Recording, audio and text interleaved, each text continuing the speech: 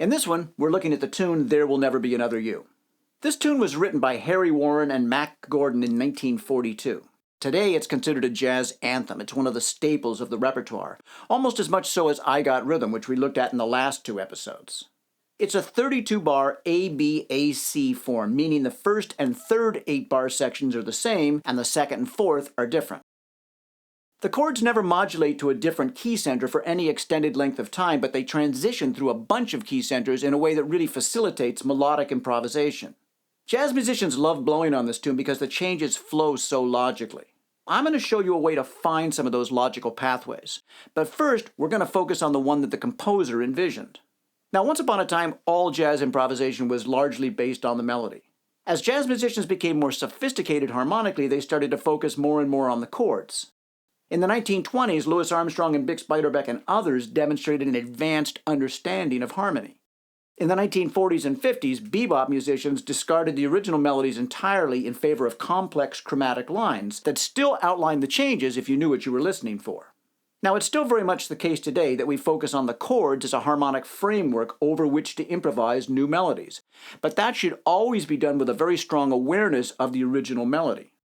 The melody for this tune is really quite simple. It's comprised of mostly quarter notes and whole notes, and the lines follow the contours of a single major scale almost completely. There's only one note in the entire melody that's not in the key, and it happens on one beat of one bar. You'd almost be tempted to call that a passing note, except that it's an important chord tone in the context of a chord that lasts for 2 bars. I'm going to get back to that in a minute. Now, with my improv students, I'm a stickler for knowing the correct melody. One of the best ways to determine whether you do know the correct melody, and one of the greatest helps when it comes to phrasing a melody, is to learn the words. There's a note for every syllable, never less and rarely more. You try to match what you see with what you hear, and ask yourself if the melody, the way I play it, makes sense in the context of the lyrics.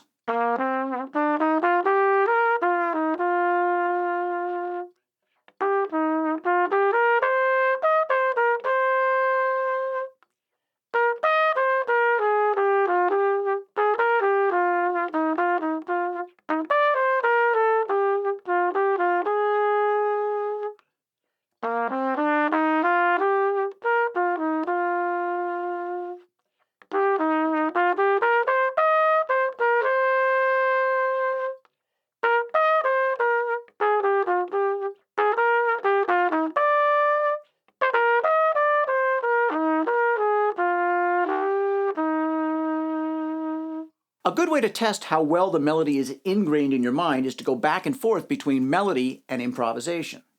You can make this a specific exercise, but if the melody is in your head while you're improvising, you'll wind up being drawn back to it at certain points, even if it's only for a note or two. I demonstrated that with a Chet Baker solo in this video. Now the listener responds to that because it connects your solo to the tune rather than just the chords.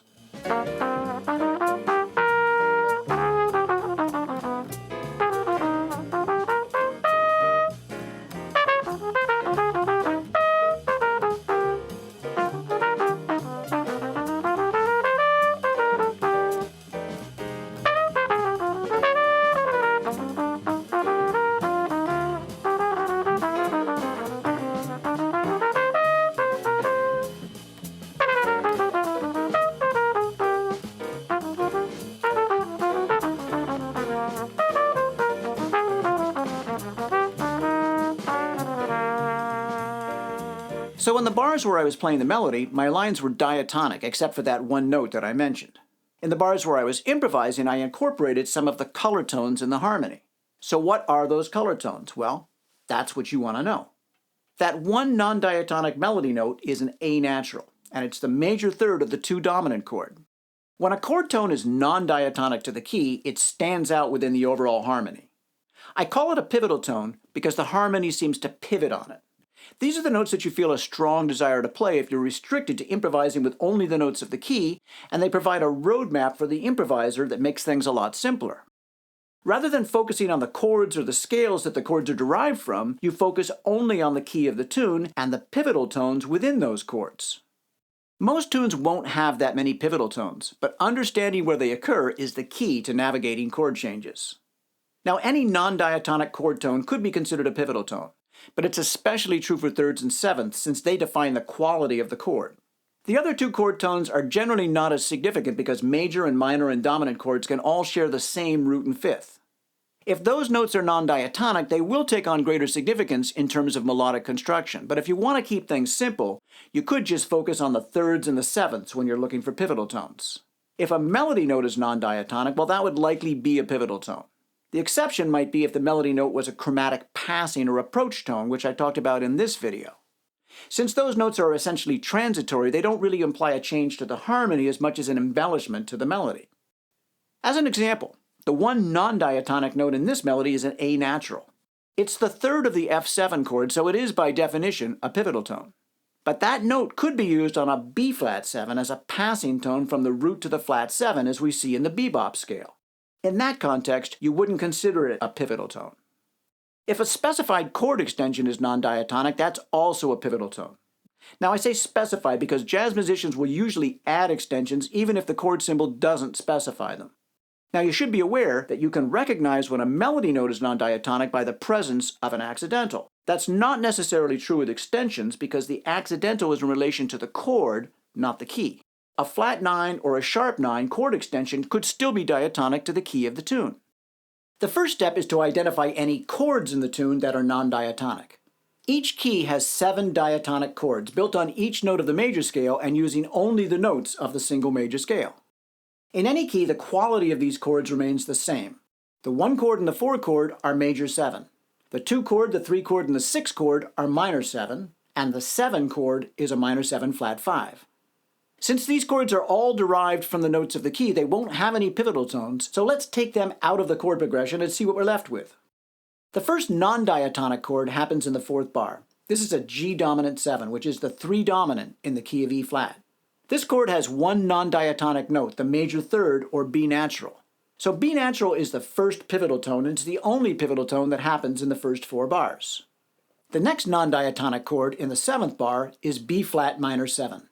The flat 3rd of this chord is D flat, which is non-diatonic, so that's a pivotal tone. The chord in the 8th bar is E flat dominant 7th, and D flat is also a chord tone on this one. It's the flat 7. So again, we have just one pivotal tone in the course of 4 bars, although it appears as 2 different chord degrees on 2 different chords.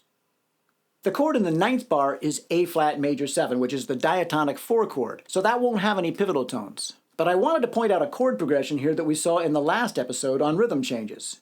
It goes from 4 major to a dominant chord built on the flat 7, and from there to 1. The root of the flat 7 dominant is non-diatonic, as is the flat 7 of this chord. So this is the first chord that we've seen that has 2 pivotal tones, and they are the only 2 pivotal tones in this 4-bar section. Now we're at the last 4 bars of the first half of the tune, and we see an F7 chord, which is the 2 dominant. The 3rd of this chord is A natural, which is non-diatonic. It's also the one and only non-diatonic melody note. So that note qualifies as a pivotal tone on 2 scores, and for that reason, it could be fair to call it the most important note in the whole tune, even though it lasts for only 1 beat. Certainly as an improviser, if you don't catch this note, you're missing a key part of the harmony. And if you were trying to figure out the melody in another key, this is a note that you might miss. Now I'll also point out that the 2 dominant is a harmonic device that you see in a lot of tunes. Often it happens near the end of the first half of a tune, as it does in this case. It acts as kind of a pause in the harmonic progression before you go to 2-5-1.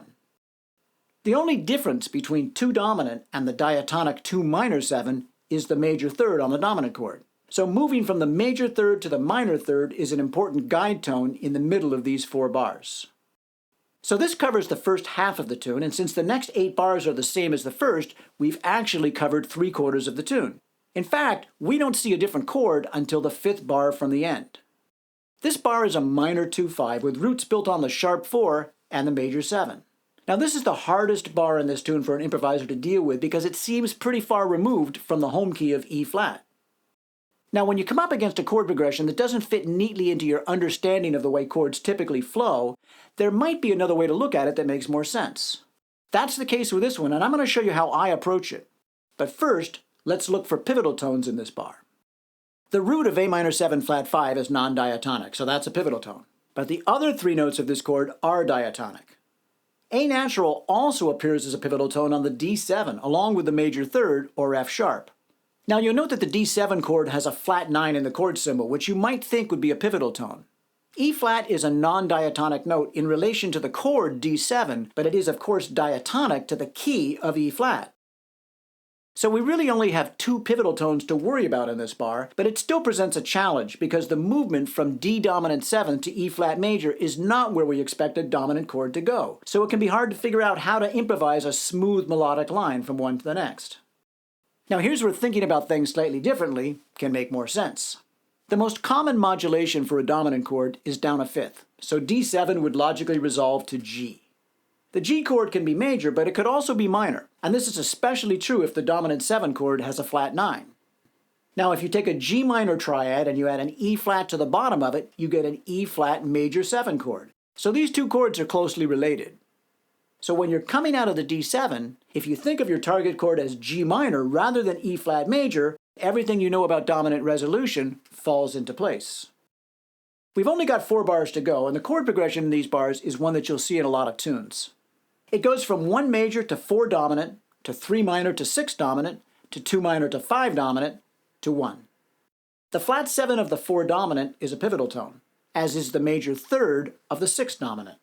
Now there's a strong guide tone line starting on the major third of the 1 chord and moving down in half steps until you wind up on the major third of the 5 chord. That guide tone line could even be extended back a bar by repeating the first 2 notes. G natural is the flat 7 of an A minor chord, and F sharp is the major third of the D7 chord. In previous videos, I've talked about 7 to 3 as the defining melodic motion in a 2/5. So now you see that I've taken away all the chord symbols and we're left with just the bars delineating the form, the key signature, and 9 unique pivotal tones. If a chord progression was a racetrack, the pivotal tones would be the sharp turns. If you successfully maneuver through them, the rest of the course is straight ahead. Now I suggest that you put together a worksheet like this for any tune you're learning and you use it as a basis for improvisation. The strategy is to improvise diatonically but to incorporate the pivotal tones. The ultimate goal is to get the sound of those notes into your ear, eventually to the point where you gravitate to them unconsciously, similar to what I said earlier about the melody. Now I'm going to let you hear the impact of the pivotal tones by playing a diatonic solo and then the same solo with the addition of pivotal tones. This example is right out of Jazz Tactics if you have that book. Now if you don't have that book, we can fix that pretty easily.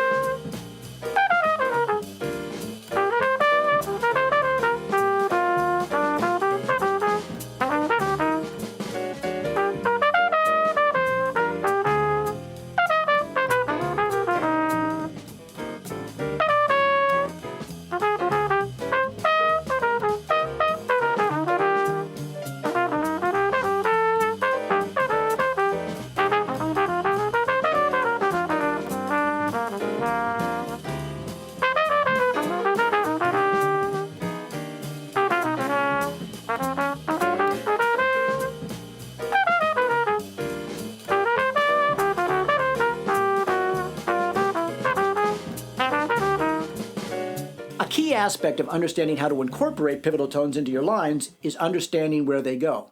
Almost always, a pivotal tone will resolve by a half step to a chord tone in the next chord. As I talked about in this video, when notes are a half step away from the target note, that creates a strong sense of expectation and resolution. In the fourth bar, the B natural is pulling toward the root of the C minor chord. In the eighth bar, the D flat is pulling toward the major third of the A flat chord. In the 10th bar, the D flat is pulling toward the major 7 and the C flat is pulling toward the 5th of the E flat major chord. In the 14th bar, the A natural is pulling toward the flat third of the F minor chord. Jumping ahead to the 28th bar, the F sharp is pulling toward the major third and the A natural is pulling toward the 5th of the E flat chord. In the 29th bar, the G flat is pulling toward the flat 7 of the G minor chord. And in the 30th bar, the E natural is pulling toward the root of the F minor chord. Now visually this might seem like theoretical jargon, but I guarantee that your ear already understands what I've just described. If you were to play any of those notes while one chord changes to the next, you'd instinctively know where to move. In the first chorus, I'll try to make my lines diatonic except for the pivotal tones. In the second chorus, I'll slip in some chromatic approach or connecting tones.